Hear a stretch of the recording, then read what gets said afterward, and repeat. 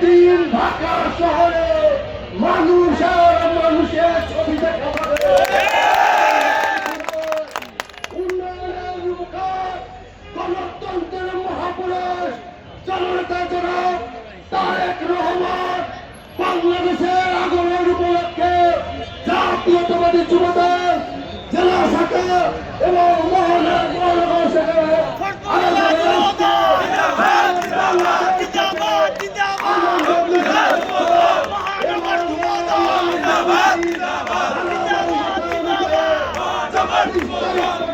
চলমান থাকবে ইনশাআল্লাহ। ভয়ের কিছু নয়, আমরা যারা জাতীয়তাবাদী দলের শহীদ প্রেসিডেন্ট জিয়াউর রহমানের সূর্য সৈনিকরা রয়েছি, আমরা থাকতে তারেক রহমানের কোনো ভয় নাই ইনশাআল্লাহ।